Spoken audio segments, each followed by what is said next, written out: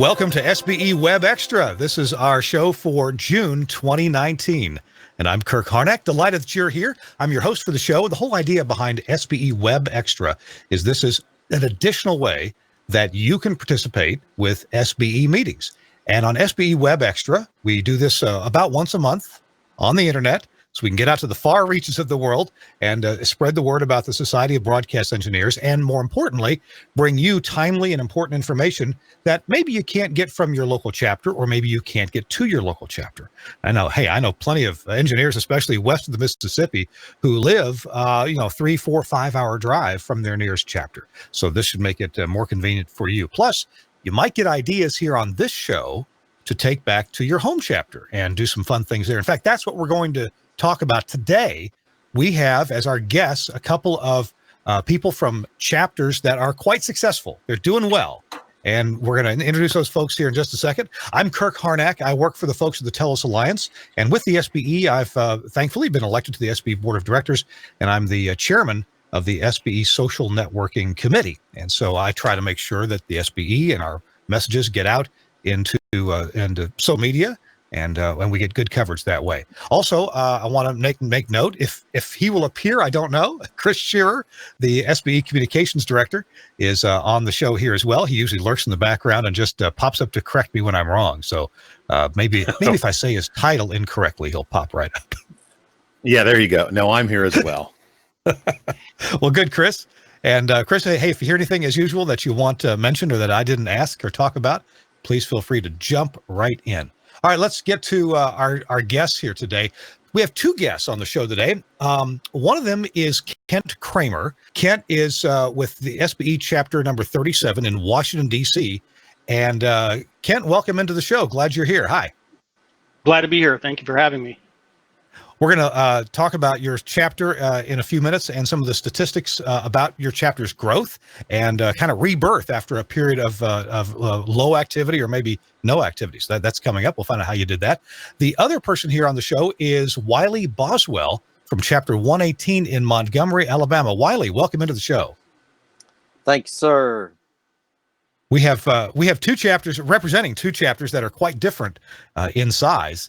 And I guess first of all, let's reiterate we're sharing chapter stories here. Maybe your SBE chapter is maybe your attendance is dwindling. Maybe you'd like to bring in some fresh speakers, maybe think of some cool places to go as a chapter together. Maybe you have a cool place to meet. Hey, here in Nashville, I go to every SBE meeting when I'm in town, and that's most of them during the year.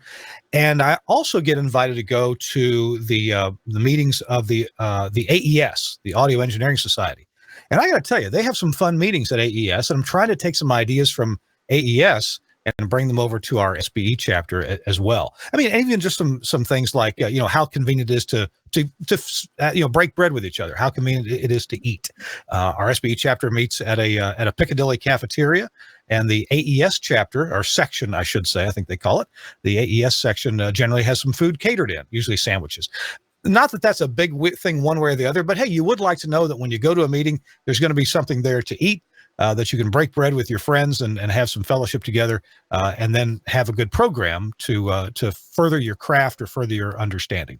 So I think we ought to maybe turn first over to Kent Kramer. Kent, tell us what you do when you're not SBEing. What's your regular job? Chief engineer for Radio 1 in Washington, D.C. Got 7 stations, including a translator. Keeps me busy.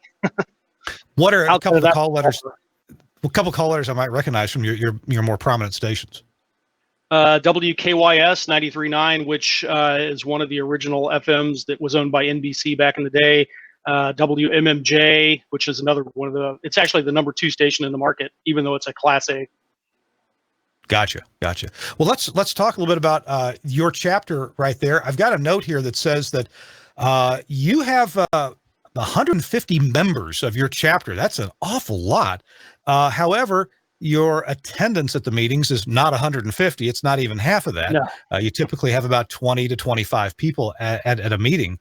So, and I also got some word. I heard that the Washington, D.C. chapter was not, I don't know, you tell me, was it disbanded, defunct, stopped meeting, and then somebody helped bring it back to a successful chapter. Tell me about that.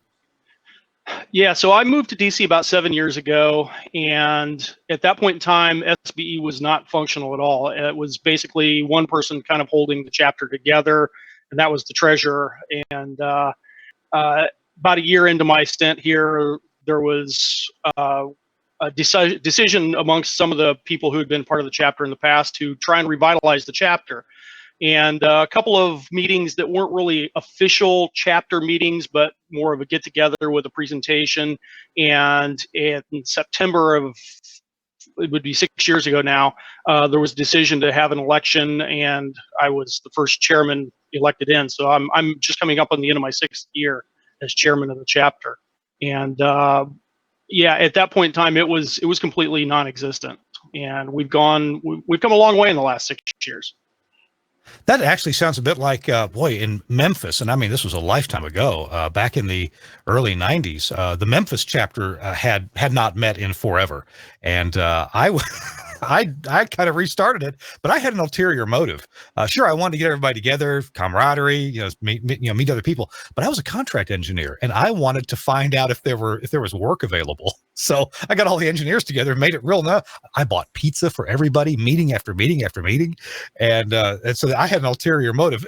Kent, did you have an ulterior motive, or what was your motivation for resurrecting the DC chapter? Actually, I wasn't part of the group that originally resurrected it. I was just, I guess, the benefactor and the first chairman of the group. But my want to carry on and make the chapter better, I've been part of the Los Angeles chapter. I was vice chair out there for about a year before I moved away, and was part of the Dallas chapter, Seattle. So I've been parts of lots of chapters, and I just think it's an extremely important place to not only network with your colleagues, but also to learn something new, not only about maybe technology, but also something new about what's going on in your market. We all tend to talk outside of the office as well, and kind of brings together our recent meeting at WTOP, which was one of our highest attended meetings we've had with 63 people, was an opportunity to see what the other guys in the market were doing when it came to building facilities.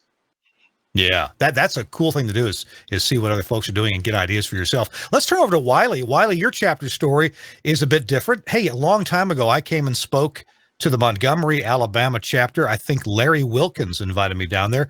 Wiely, tell us about your chapter, and has it ever had some rough spots, or kind of how you doing now? What's a little recent history? Well, I did the privilege of being in Larry's chapter for just a little while, and then somehow he got me elected. I hadn't quite figured that one out yet, but and it's interesting because a lot of long-term members, we don't necessarily have that kind of membership, but we have an active membership, and so we try to do everything we can, and it's different than like I say, a big city, but it's not a small city either. So we do all kind of things for our different meetings and things, and we've had a big time. Well, we talk a lot about trying to get new members in SBE, and Kent, I just got a statistic tossed at me this afternoon that in the last year and a half or so, you've had 21 new members in the DC chapter. That's an awful lot. How do you get that many new members to show up? I think one of the things that's been helpful for us is early on, we decided to work with AES and SMPTE both here in DC.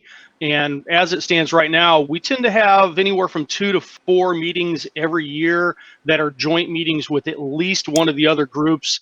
In fact, the WTOP meeting we had this month was a joint meeting with all 3 of the entities. So, and we always do kind of a roll call at the beginning and have people raise their hands as to what group they belong to. Find a large number of the people in our group also belong to at least one of the other groups, and there's a lot of people that belong to all 3. So having all 3 of us kind of come together and have a joint meeting frequently tends to bring the numbers up and exposes us to members of those other groups that might not necessarily know about us. That's a great idea. And I kind of think about that, apply it to myself. I go to a number of the AES meetings here, and I recently also became a member of the IEEE BTS. So, wow, good idea. Now, how about in Montgomery, Alabama? Wiely, I'm guessing you don't have an AES section in Montgomery. Is SBE about the only professional organization for electronics or for broadcast technicians? Yes, sir, it is. I'm trying to think of something else, but I don't know of anything else. So we bring in people like some of our local cable companies that deal with EAS and that type of thing. And so that's been interesting and a lot of discussion there. Larry has actually started, the Alabama Broadcast Association is very, very active. They have started their training classes up there. I'm sure you're aware of those. Larry started. Yeah. So we push that a lot because it's a wonderful thing. And if you're already an Alabama Broadcast Association member, the classes are typically free, and that's a great thing. I don't know how many classes I've seen up there. It's just on all kind of subjects. So got that going for it. And I remember back in the past, Larry came in. And he put on a dog and pony show, the NAB Road Show, and I'm sure you remember that. And that was always well attended, and people were always interested. It was probably our longest meeting, and so we miss him. And then we had Telus come by with their truck one year. That was fun, and so Larry has been really instrumental in just he helped start the radio station here, Faith Radio, that I'm working for now, and we've got like 3 full powers and a handful of translators, so we have stuff to do. And by Larry, you're talking about Larry Wilkins, right? Oh, I just say Larry, just off the top of my head. Everybody in Alabama definitely knows him, and he's made huge advances in our EAS system, and he monitors a lot of our systems, can get into them.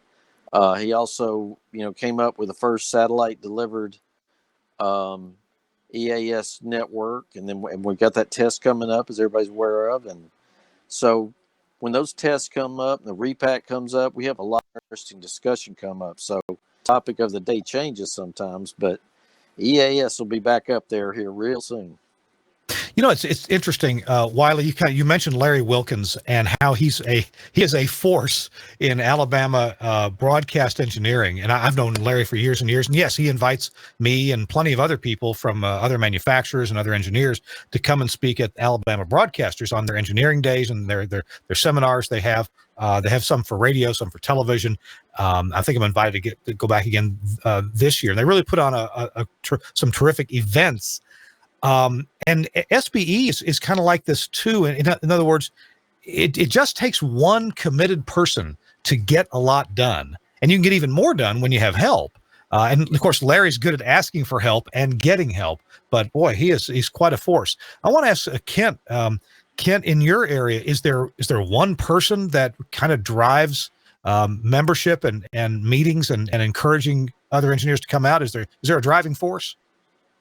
I think actually for us, it's more of a combined effort. We don't really have a program chair per se for the chapter.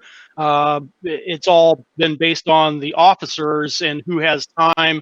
We share a lot of those duties, and at the last 8 to 9 months, Fred Willard, our secretary, or excuse me, treasurer, has been driving the chapter due to my time schedule, and it's just so much going on. And one of our other officers is in TV, so he's dealing with repack issues as is Fred.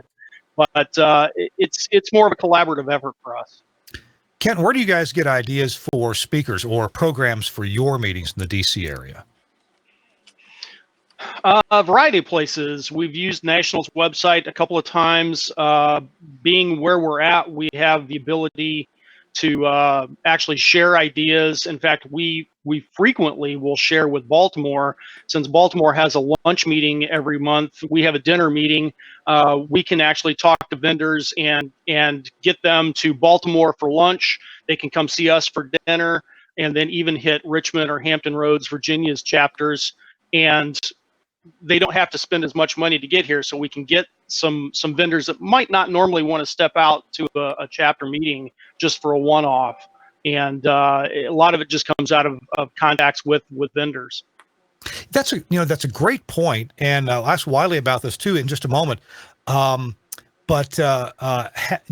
the schedule of chapters around you can be really helpful to people who are traveling in order to speak. And here at the Nashville chapter, we meet on the first Thursday of every month. And I know that the Knoxville chapter meets on the first Wednesday of every month. Now, unless you have a month split right at the Wednesday, Thursday, this means that they meet the day before we do. And so plenty of people who asked me if hey, can I speak to your Nashville chapter? I said, absolutely. And by the way, why don't you call, and I give them the chairman's name in Knoxville, call them and see if they've got an opening. You can speak in Knoxville and then just drive 3 hours over here to Nashville and speak here and kill two birds with one stone. So I'm glad that you can coordinate with other people around you. Wiely, there in Montgomery, Alabama, are you close to any other chapters there? That's a great point. I wanted to bring that up.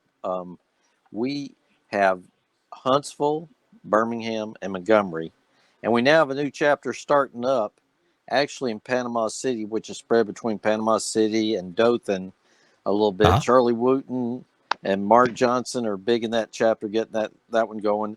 And we've done the exact same thing. We got an email list with other people's emails, as in the Birmingham chapter, and find out what they're doing. And then if I get a contact, I will relay it to them and explain this circuit that we got for like a Tuesday, Wednesday, Thursday, and then maybe Thursday night in Dothan or Tallahassee or Panama City. So they're trying hard down there, do what I can for them. And as you well know, Charlie's well connected. So what happens is sometimes people call me and say, look, we want to come talk to your meeting. And then sometimes I get ideas from, like when I go up to ABA and talk to all the vendors up there, contacts. I don't get to go to NAB though. Hey, we just started to show a page there, and Chris Shearer and I can talk about this for a second. Hey, Suncast, show that page again if you don't mind, those ideas. Oh, okay, there we go. So here we have a page that's on the SBE website, ideas for chapter topics, for meeting topics. And you know what? If occasionally we do get to build a new site, and oh my goodness, getting AC power to a new site. There's a whole list there. We'll put that list in the show notes for this show. It'll appear on our YouTube channel. By the way, if you haven't subscribed, I'll take a moment right now while I'm thinking of it. You should log into YouTube. Get yourself a username and password there if you don't already have it. It's just a Gmail address, and subscribe to the SBE National page on YouTube, SBE National. Just search for that. You'll find it, and then subscribe to it. We don't put very many new videos on there, about once a month right now. And if you subscribe to it and of course hit the little bell, then you'll get a notification when there is a new episode of something new there. And that's where that's the final resting place for these shows and the show notes that go along with them. So that's just a great way to kind of keep in touch with these shows. And then, hey, if you forget to watch it live, you can watch it after the fact from the YouTube page. So you can also find a link to our YouTube channel on the SBE homepage. It's on a few other pages as well, but at least on the homepage there's a button too. So a couple of ways to find it there. Good deal. That's good to know. I didn't realize that. All right. You better believe I'm subscribed. Anything new happens at the SBE National YouTube page, and man, I'm on it. Hey, what? Who posted that? So we talked about speakers just a bit with both Kent and Wiely. What about topics or maybe field trips? At the Nashville chapter, we haven't taken a field trip in a long time. It so happened this year I scheduled a whole bunch of speakers in to come talk to us at the Piccadilly Cafeteria. But field trips can be a blast. Wiely, why don't you start first and tell us about any field trips that you guys have done that were really worthwhile? Yes, sir. We have gone to about every facility here in town, TVs and radio, and we haven't gone to them all, but we like to go see what other people are doing. We've gone to some new installs. Quite a few things that come up that we can go to. We're not that big a city though, and so we don't take a whole lot, but we try to get people to go up to. We've gone to a trade school where they started a low power FM station and different things like that. So, we don't have a whole lot of things to go. Like you say, there's not that many things going in new, but with new TV rebuilds, and there's going to be some more coming. It's been years ago, and we need to do it again here in Nashville. We had a cookout, our summer cookout we did at a transmitter site, and that was a blast, hot as blazes, but we had a good time anyway. So Kent, how about you? What are some field trips you guys have done that have been worthwhile? Well, we try and rotate the meeting around to different facilities every month, just to keep it fresh. And also we found that by getting into different parts of town, we may get a different group of people because of where their offices are located. DC traffic, you can't make it across town quickly at any time of the day or night. So by moving it around a little bit, but we do have an annual picnic that we do at the one of the Heritage AM sites here in town. That's always well attended, and we've been to some other places like Voice of America's facility downtown, and obviously this month it's WTOP's new site, so new studio facility. So I think that's a big help, is by moving it around, letting people have a look at what else is around town. It's much better than sitting in a conference room every month. Engineers seem to be very friendly with each other, and if there's a station secret that they're supposed to keep, they keep it, and people tend to respect that. But Ken, I'm wondering if you have meetings at different facilities, do you ever get pushback from station management saying, "Well, I'm not sure we want all of our competitors in here looking around"? What reaction have you had to that kind of objection, if you've had it? So far, it's been very positive. We've not had anybody say no. Usually, if there's something to be hidden, it's hidden behind a rack door, or the rest of us just pretend that we didn't see it when we walk through. Most times, management has been very open to having us around. I even host 1 or 2 meetings a year here at my facility. So, and my GM has always been very welcoming to the group coming in. So. That's good advice, and I think we need to do more of that here in Nashville. By the way, I appreciate both you guys being on. I'm getting all kinds of ideas for next year to have better meetings here in Nashville. Wiely, how about you? Have you ever had that objection? I don't know if we want all those competitors in our building. Well, the subjects come up, but I think I've decided that all the station owners, we have several small station owners and stuff besides just the big corporate groups, and they like to know who their engineer buddies might be in the future, and so they like us all to be there. And and we actually work with each other. We, some like one engineer guy, and so we cross help each other doing things here in Montgomery. And I'm at the same transmitter site as Cumulus, and then I'm also work with iHeartMedia a little bit, and so we help each other out. If somebody has a motor for a fan and this and that, we're in each other's business a little bit, helping install transmitters, and just somebody goes out of town, those kind of things. It's hard to have coverage all the time. Chris, here you have some ideas about places to go for meetings, huh? Yeah, I thought I'd throw out there that while the obvious choices are broadcasts related, technology specific in some way, couple of program locations with chapters that I've worked with in the past. We've toured a movie theater, we've toured some stage productions, went to a server farm, again, not exclusively broadcast, an electrical power plant. And 2 that I think were probably the best I've ever been to. Unfortunately, one, I couldn't make it. We toured a local crime scene investigation lab and really got to see what CSI really is, not what you see on TV. And it doesn't take 58 minutes to solve every crime. But the one that I really like the absolute best, and I'm not sure if it would actually be possible today, here in Kansas City, we toured a local FAA flight center. This was pre-9/11, so security was a little different in those days. But we actually, attendees, we all, after getting the tour of the facility and how it works, as far as routing traffic, we actually all got to sit with a controller and put on a headset and see how they were navigating planes through the airspace. This wasn't landing and takeoff. This was the pass-through traffic through that airspace. And a side note, our mics were live and they didn't tell us.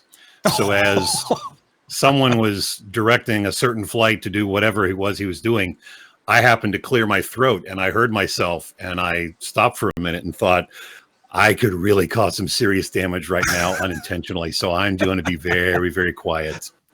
But the point is, don't limit yourself to broadcasts or media technology type facilities.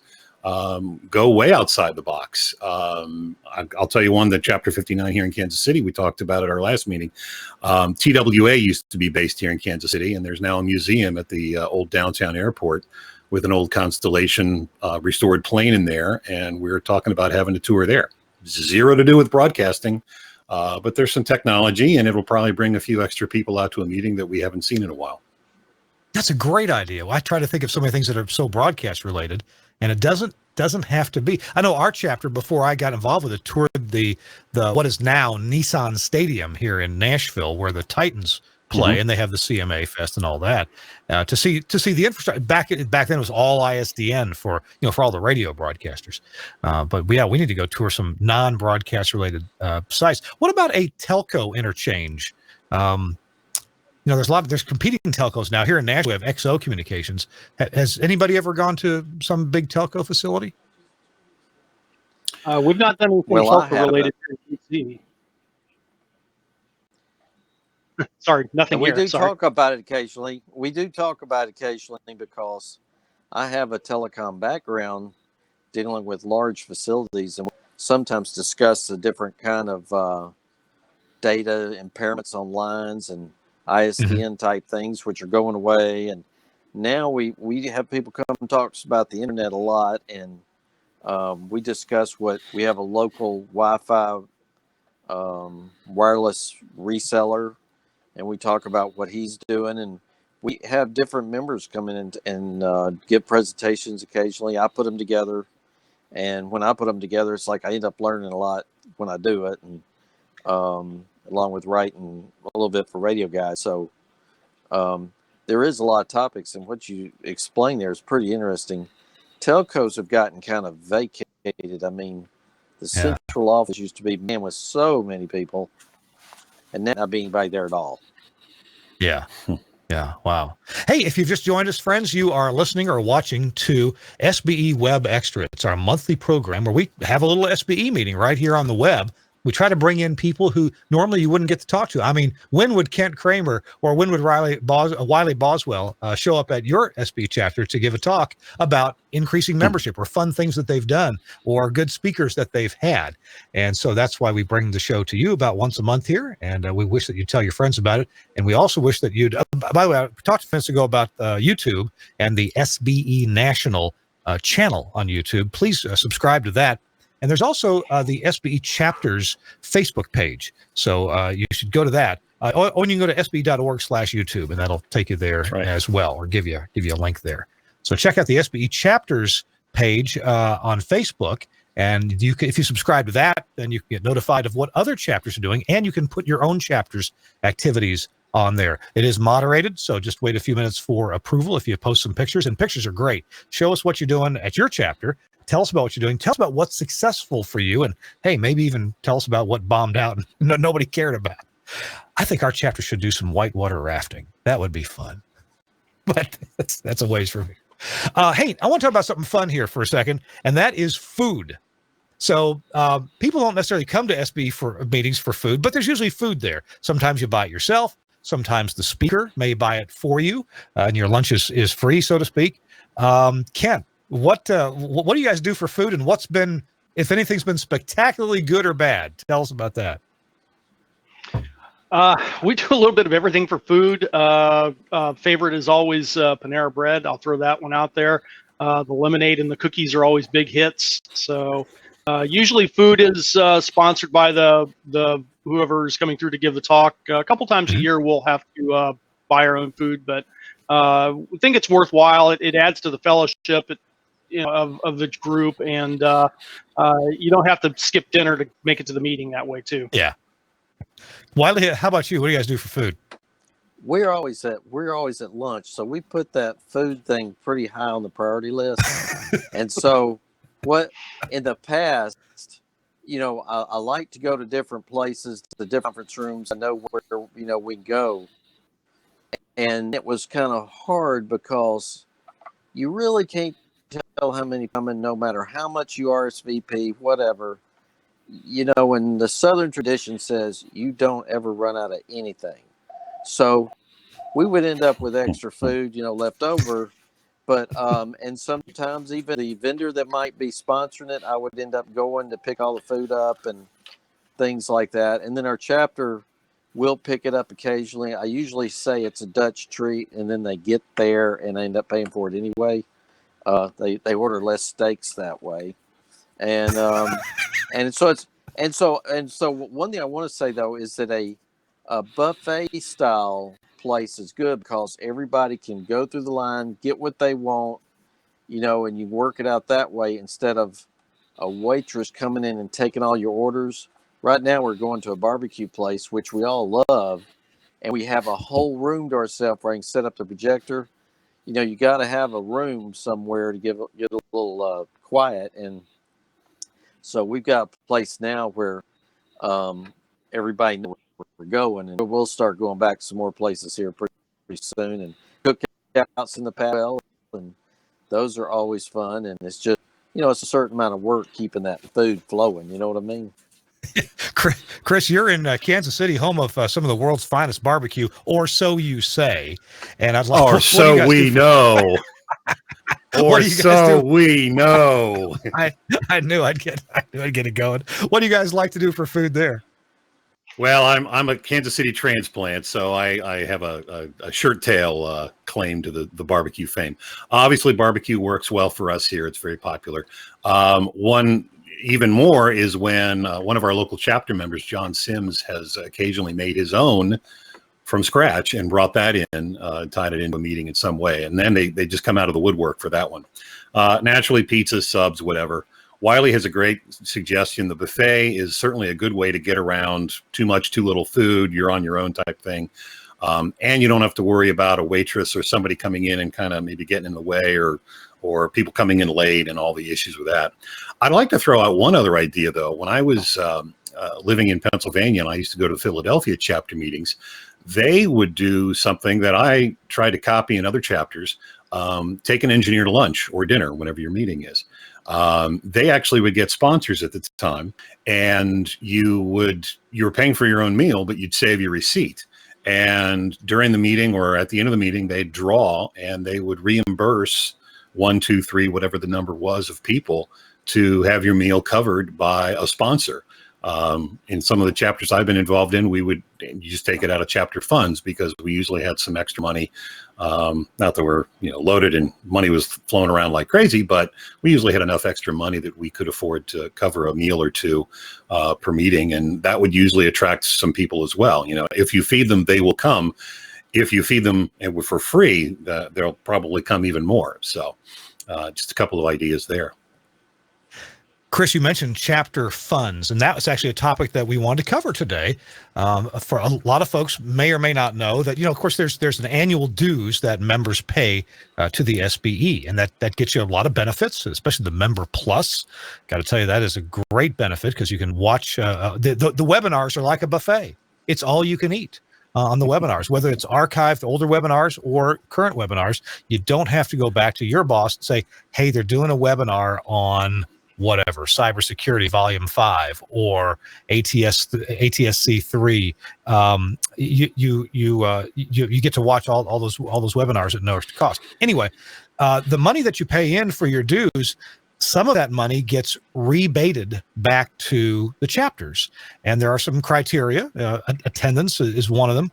I wonder what you guys do with your money that comes back. What does a chapter do with its money? Stockpile it somewhere, Swiss bank account, or buy food? Or the Nashville chapter some years ago decided, hey, we've got enough money here to pay Terrence Bond to come to our chapter and give a Saturday lesson that will help everybody who attends to take the test for their CBNT, their Certified Broadcast Network Technologist certification. And a bunch of us did it. It was great. It didn't cost us any extra money. And people participated, and a whole bunch of brand new CBNT certificates were minted in the national chapter. Money well spent. Kent, let's go to you first and see what do you guys spend your money on? Right now, we've actually been stockpiling it a little bit. However, this fall we're going to be doing. We don't have all the details finalized yet, but we look to be doing a RF safety seminar where everybody that comes, if you take the test, you'll get your RF safety certification at the end of it, which is an actual FCC requirement these days, and that's going to take some funds. We do sponsor a couple of meetings ourselves. A joint meeting we do at Christmas time with SMPTE. We are one of the sponsors of that meeting actually with SMPTE. So we kick in funds there, and there's usually one or two other meetings a year that we just pay for ourselves. It's easier than finding a sponsor at times. Gotcha. Wiley, how about you? What do you guys do to invest or spend your money?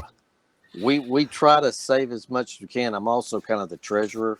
It's not that big a deal keeping up with it, but account for everything. We certainly spend money on lunches occasionally. We also do door prizes. Door prizes are a great thing also coming because vendors sometimes have their swag and what have you. But you go out and buy a socket set or two and a few things, and especially around Christmas we have door prizes. Have a little roll of tickets and give out door prizes. And other than that, you know what we do? We just hold on our checks as long as possible, cashing them, because we know it drives headquarters crazy. I think we've gotten that call a time or two. You haven't cashed your check yet. Would you do that? Yeah, Chris?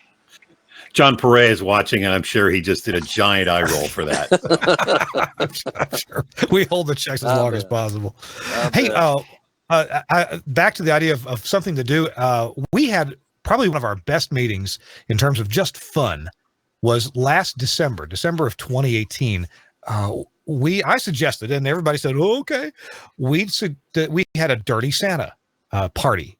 And so we had our usual lunch meeting. We didn't have a speaker, but we did exchange Dirty Santa. And so everybody brought, a white elephant kind of piece of equipment.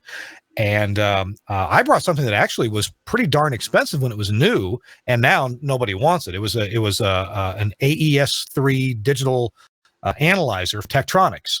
And I think I paid $150 on eBay for it. I used it for a few years here. Used to have it up on the display back here. It was kind of pretty, but I wasn't using it anymore. So I brought that. Other people brought big Ethernet switches and all kinds of radios and other stuff, just stuff they got out of their junk pile. That was, still interesting. And we exchanged those in a Dirty Santa sort of way. They all came wrapped, and you had to pick something. And we had a blast. And we took a picture of everybody and their take-home prize, from that lunch. And I'll tell you what it did. It sparked a lot of conversation about the technology that each person had won or had chosen. So that was. Anybody ever done a Dirty Santa? Kent, do you guys do something like that?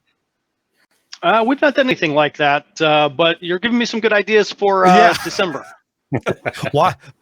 Wiley, how about you? Do you do anything special for a holiday like Christmas? I think it's a great idea you came up with there because I have this junk ability that I can provide. It's just like you can't ever throw anything away. Some people do. But if you could go and give it away at a Dirty Santa thing, that would be great. I'm all for it. Chris, you look like you're ready to say something. Well, no, I love the idea too, and I think a lot of chapters are going to be stealing that concept. We all, like Wiley said, we all have something holed away somewhere. Cart machines probably, or DAT players, or mini disc, or even type stuff. Who knows? Great idea. So I've just got a couple more topics that I want to cover here, and if, hey, Chris, if you or Ken or Wiley think of something else you want to get said, be thinking of it. One thing I want to ask about is forms of communication. How do you communicate with your members and maybe even some prospective members? At our Nashville chapter, we have a remailer it actually goes to an address at SBE, which then SBE.org, which then forwards to a remailer that one of our members operates, and it works pretty well. The administrator keeps up with who's actually an SBE member. If they're in our area, if they're assigned to our chapter, they get on the mailing list, and that works pretty well. When we get a couple of weeks away from a meeting, if I remember, it's usually on my calendar, so I should remember, I will send out an invitation to our next meeting. I'll say, who's speaking or what the program is, or maybe occasionally it's an open program. And I'll try to put some pictures in there of the speaker or what the speaker is talking about, describe the technology that the speaker is talking about. And then it's got some usual boilerplate language about, hey, join SBE and here's our officers. And we'd like to have an election at some point, maybe elect some new officers. And I send that out typically 3 times before a meeting, and the last time would be usually on the morning of the meeting if we have a lunch meeting. So that is our main form of communication. There's the SBE Chapters group on Facebook. There's that page, but that's not really for communicating with our own members. That's for letting other chapters know, hey, here's what we did. It was kind of cool. Kent, how do you guys keep in touch with your members? We have the website, of course, is our primary method of keeping in touch with the members. We always like to drive membership there. Our secretary, Dan Ryson, does a great job of keeping it updated, not only with the next 2 upcoming meetings or more, depending on how far in advance we're scheduled, but also we keep a full running tab of all the last meetings, so you can see all of our meetings for the last 2 years are posted on there right now. We also do 2 to 3 times emails before the meetings. We request RSVPs, so we have a special email address for chapter members to RSVP to that's linked in all the emails. And we have it's actually our own remailer through it's associated with our email accounts that we buy every year through a group that handles specific nonprofit groups, emails, mail lists, and stuff like that. It's a real cheap thing, and if anybody's interested more about it, I can get them info offline. But I think we're only paying $100 or something like that a year for email addresses for all the chapter officers, as well as an email address for RSVPs. So that's our primary methods. Wiley, how do you guys in Montgomery keep in touch with each other, or announce your meetings, or make sure people know when it is and where it is?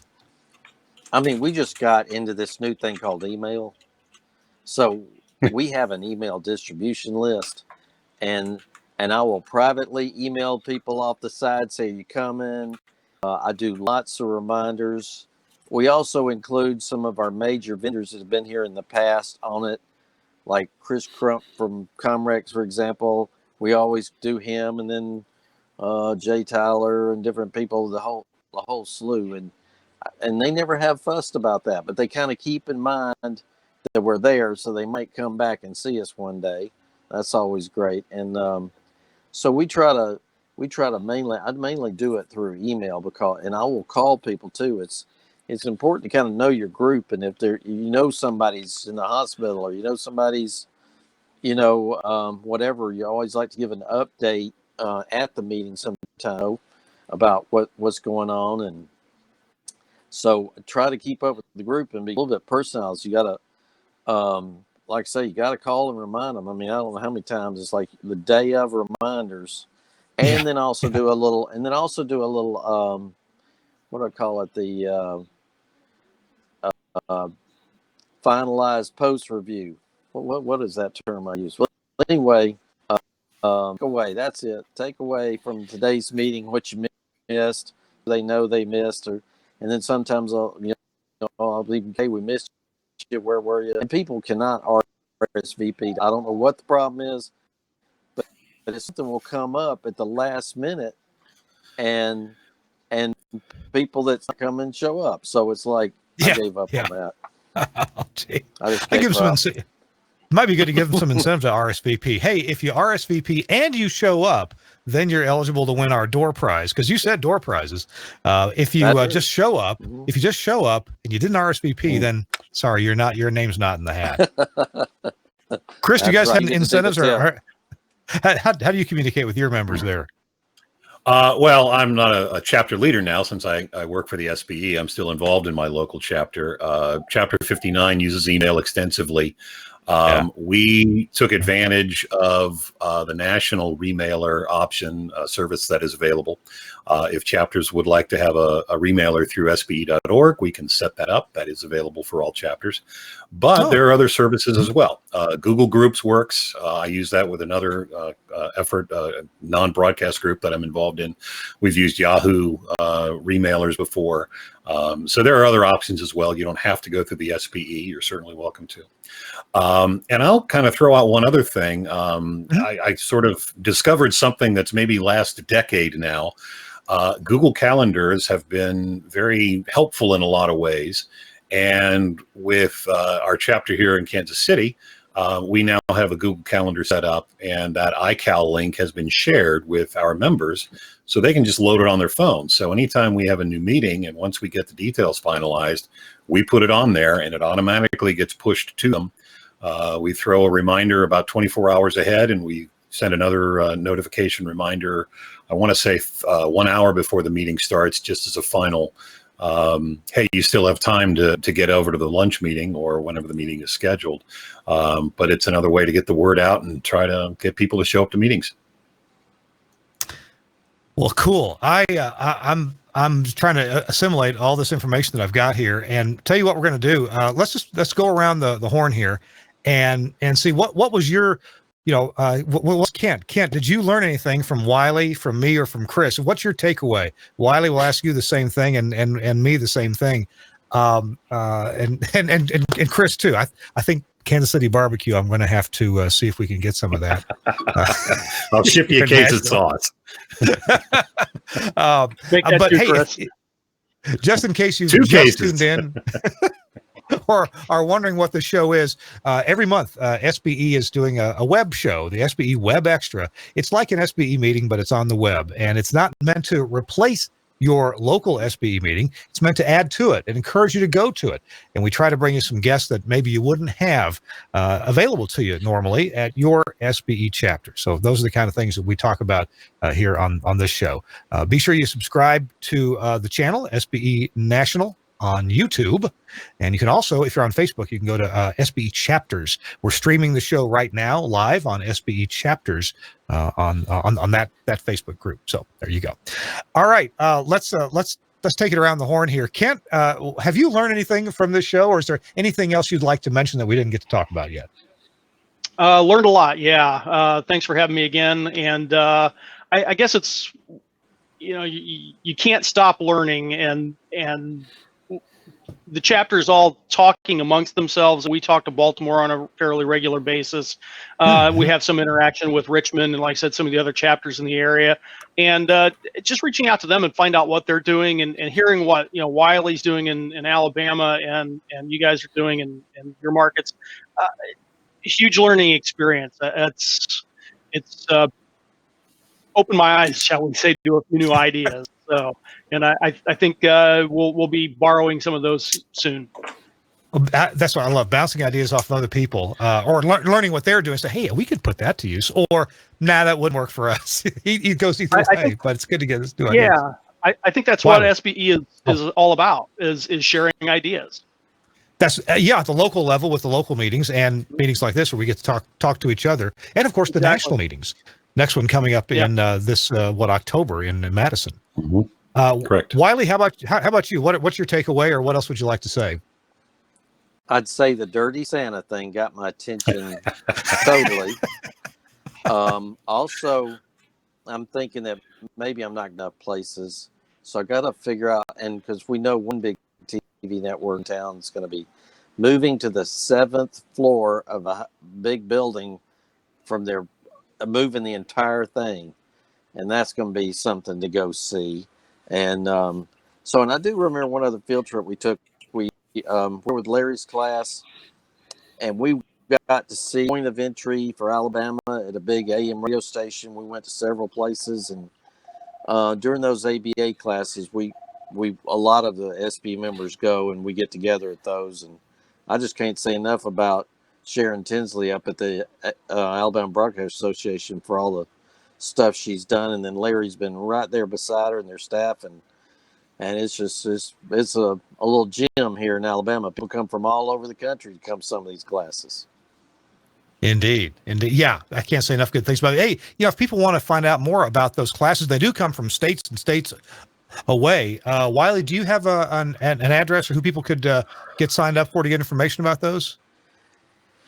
Okay, let's see. Well, if you don't, I can find it and put it on the show notes. I would just put it down. I just put it down as Alabama Broadcasters Association. You can find that easy.